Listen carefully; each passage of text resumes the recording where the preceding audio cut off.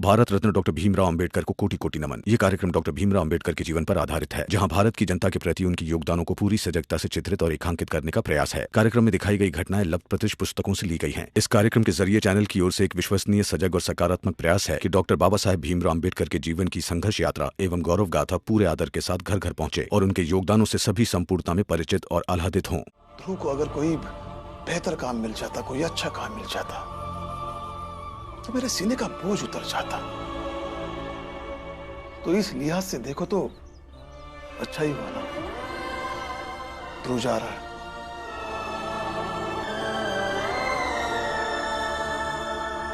बाला का बोझ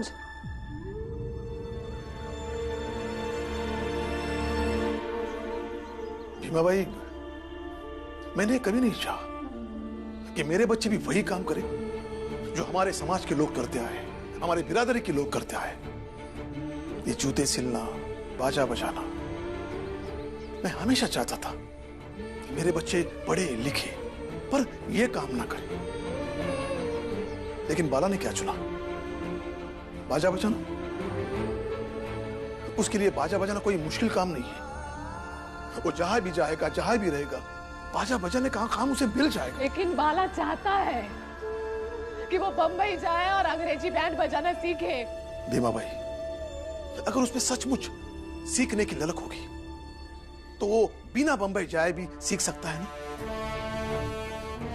फिलहाल ध्रुव जाने वाला है, तो उसे हम अच्छी तरह से विदा करें, खुशी खुशी विदा करें, क्योंकि फैसला जो भी हुआ है सही है, गलत है, ध्रुव के लिए तो अच्छा ही है ना।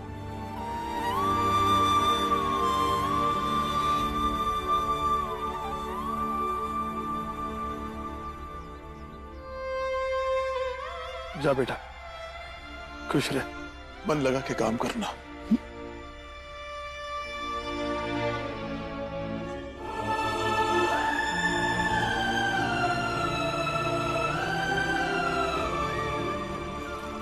चलता हूँ दीदी, अपना ख्याल रखना।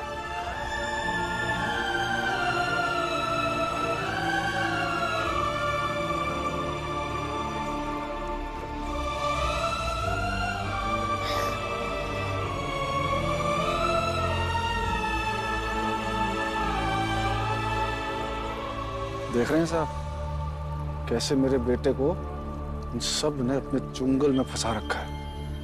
मेरे बेटे को ही मेरे खिलाफ खड़ा कर दिया। साहब, इसलिए आपसे विनती, कुछ भी हो जाए इसे आने मत दीजिएगा।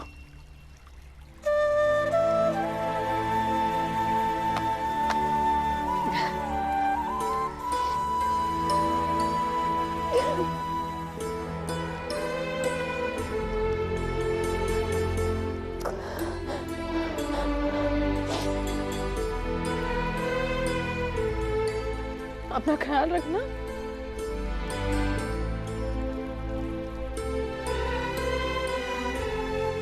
जा रहा हूँ दोस्त, तू अपना ख्याल रखना। तुम भी जरूर।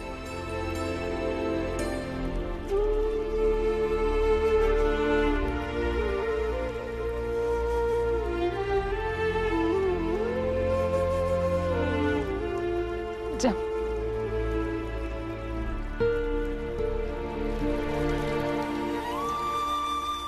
आप लोग बाला भैया से कहिएगा कि मुझे माफ कर दे। पहले पता होता कि वो इतना नाराज हो जाएंगे तो मैं प्रतियोगिता में भाग ही नहीं लेता।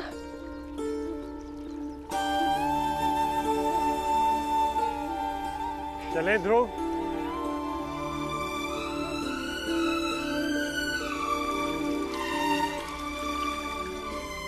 कुछ पल दीजिए, मुझे अपने बाबा से अकेले में बात करनी है।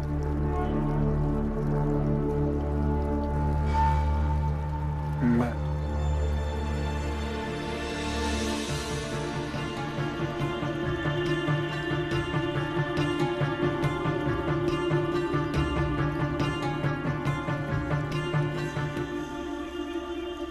बाबा, आज तक जो कुछ भी हुआ सब भूल जाते हैं। आपने कहा था ना कि अगर मैं इस प्रतियोगिता में जीत जाऊंगा तो मैं जो चाहूंगा आप मुझे देंगे। हाँ, कहा था। तो मुझे आपसे बस एक वादा चाहिए। कैसा वादा? कि आज के बाद आप भीमराव या उसके घर वालों को दोबारा परेशान नहीं करेंगे।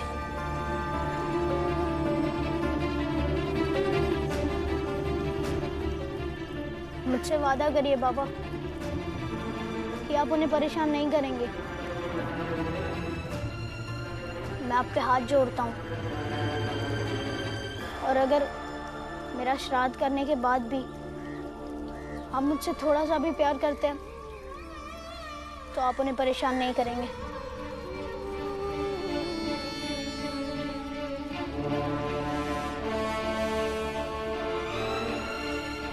ठीक है, नहीं करूंगा परेशान। आप लोगों ने मेरा दाह संस्कार कर दिया, इसलिए मैं अपनी कसम भी नहीं दे सकता। लेकिन बाबा, आखिरी बार विश्वास कर रहा हूं, तोड़िएगा मत।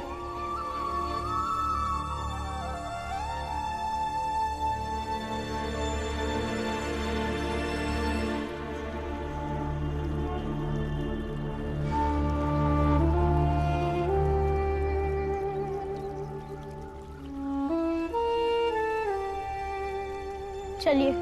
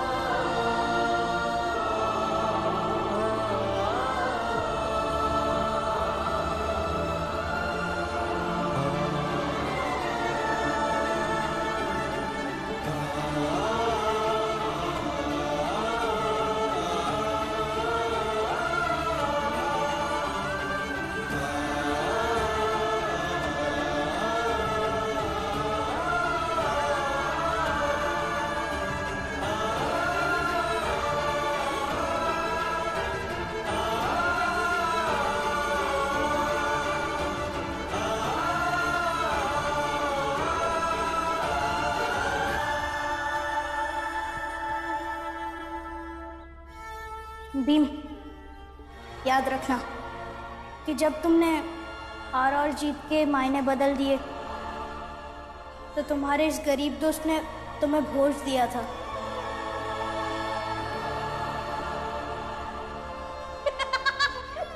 अरे भीम, ये तो जादू हो गया। मेरा गुस्सा गायब हो रहा है।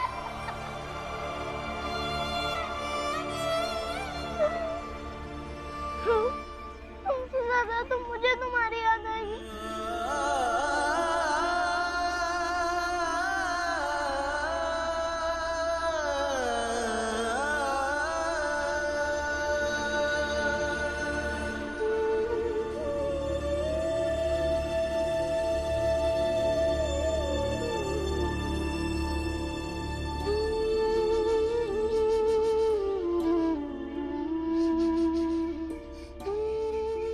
बाबा, ऐसा क्यों है? जो भी मेरे करीब आता है वो मुझसे ही दूर चल जाता है। ऐसा क्यों है? क्योंकि बेटा, जो भी तुम्हारे करीब आता है उसे एक जीने का नया मकसद मिल जाता है, और उस मकसद के लिए वो सब लोग निकल जाते हैं। बीबा, कोई बीबा, दुखी मत हो। ये सोच कि तेरे संपर्क में आने वाले हर किसी का दुख दूर हो जाता है। हाँ, ऐसा मत सोच बेटा, रो मत। नहीं,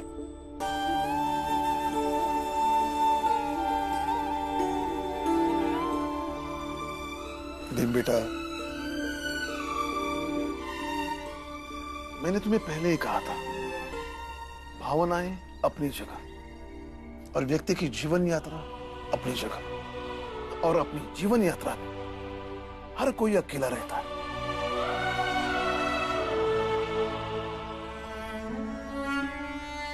राम जी सकपाल, बाहर आओ भाई। मेरा बेटा तुम लोगों से आजाद हो गया, इसी खुशी में लड्डू बांट रहा हूं। बाहर आओ, लड्डू खा लो। आओ आओ।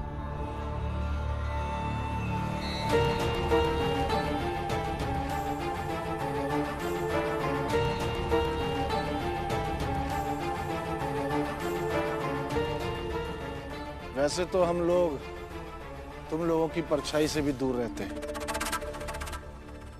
लेकिन आज खुशी इस बात की है कि मेरा बेटा ध्रुव तुम लोगों की नरक भरी जिंदगी से हमेशा हमेशा के लिए आजाद हो गया। बस इसलिए लड्डू बांट रहा हूं। लो, तुम भी खाओ।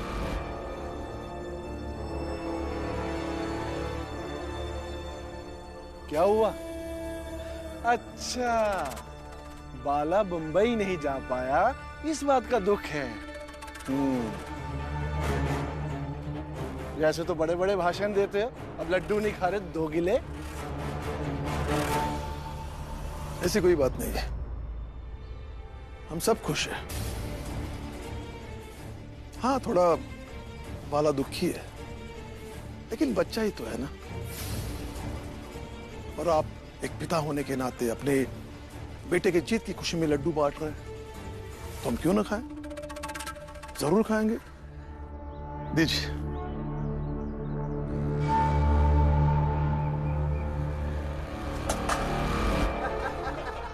लो,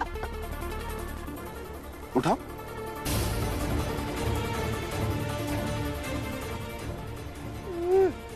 खुशी है ना? उठाओ।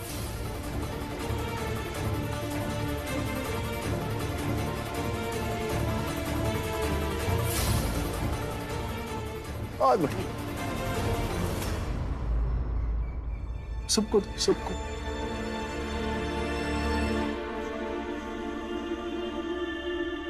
लो।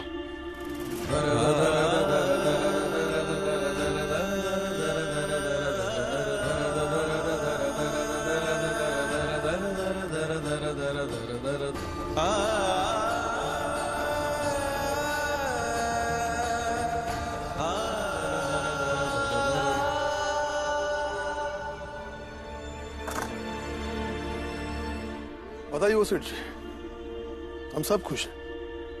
तो फिर खाओ, खाओ खाओ, लेकिन ध्रुव की जीत पे नहीं, अपनी जात की हार पे खाओ। खाओ खाओ। मतलब मतलब ये पिद्दी कि तेरा बड़ा भाई बाला ध्रुव से लाख गुना अच्छा बाजा बजाता है, और ये बात हम ही नहीं, अंग्रेज अफसर भी जानते थे।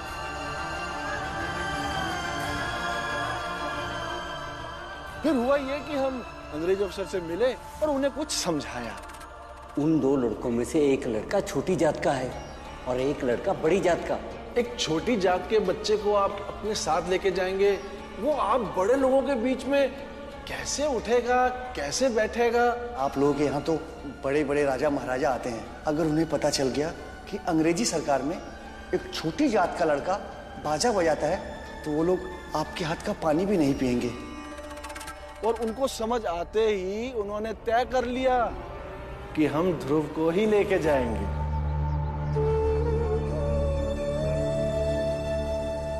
सुन लो बाबा,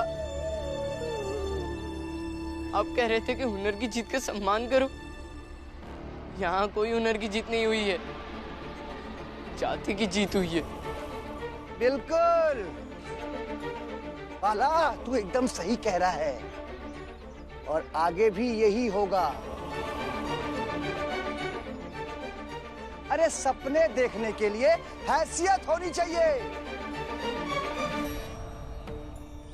और तुम लोगों की हैसियत यही गली गली घूम घूम कर झिनझिन झिनझिन बाजा बजाने की है, समझा?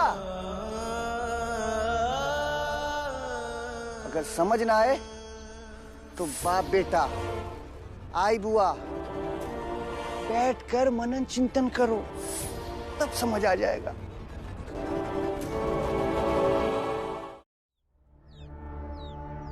चलिए सेठ जी। रुकिए सेठ जी, ध्रुव ने आपसे क्या कहा ये तो मैंने सुना नहीं, लेकिन ऐसा लग रहा है कि उसकी आखिरी बात भी आपने नहीं मानी। इसके बावजूद आपको आपके बेटे की खुशी की बधाई हो।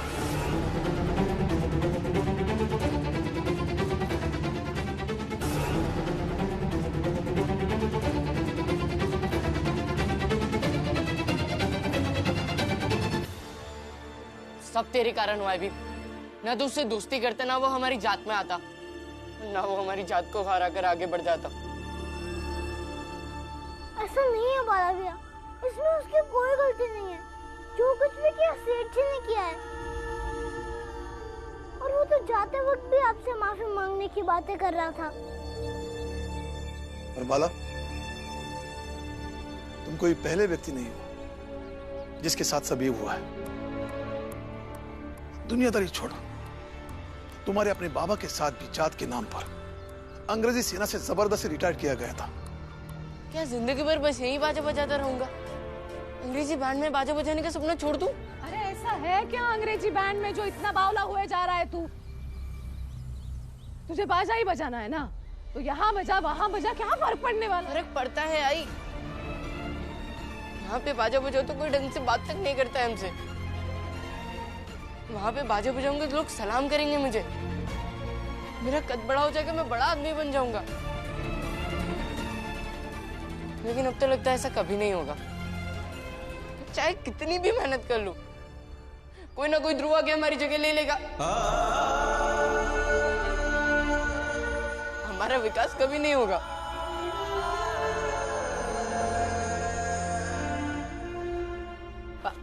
होगा। जब हमारी जात के हर बाला की मेहनत बढ़ती चली जाएगी, जब ये पूरी व्यवस्था बदलती चली जाएगी और कोई हमारा रास्ता रोकने की कोशिश करेगा, तो हमारे संघर्ष करने का हुनर और बढ़ता चला जाएगा। और फिर जरूरत पड़ने पर उनसे अलग एक रास्ता बनाने की हिम्मत बढ़ती चली जाएगी। तब होगा हमारा विकास। और जब जीवन में परिस्थितियां प्रतिकूल हो तो सबसे कठोर मेहनत करनी चाहिए और धैर्य सबसे ज्यादा रखना चाहिए।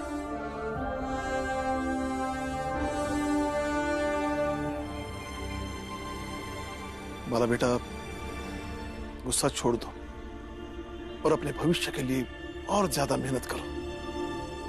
बाला, भैया सही कह रहे हैं। बेटा मेहनत कर, थोड़ी और मेहनत कर। क्या मेहनत करूं? कितनी मेहनत करूं? की थी ना मैंने मेहनत। क्या हुआ? अब तो लगता है जिंदगी भर बस यही सातारा में ही बाजा बजाता रहूंगा मैं। बाला, बाला को जो हम समझाना चाहते हैं वो समझ नहीं रहा। रहने दीजिए, गुस्सा शांत हो जाएगा तो हिम्मत जोड़ लेगा वो, और नहीं कर पाएगा तो हम हैं ना। लेकिन अभी रहने दीजिए। हाँ, आई सही कह रही है, वो कुछ मत कहिए उन्हें। बीवा, ध्रुव के कुटिया में कुछ सामान पड़ा है, जा जाके लेके आ। अब ध्रुव नहीं है तो कुटिया हटा देंगे, है ना? नहीं आई, रहने दो कुटिया, ध्रुव की यादें। मैं वहां जाकर पढ़ा करूंगा, फिर जब ध्रुव आएगा उसे देखकर ही अच्छा लगेगा ना, तो उसके घर को हमने संभाल कर रखा है। अच्छा ठीक है। मंजुला यहाँ।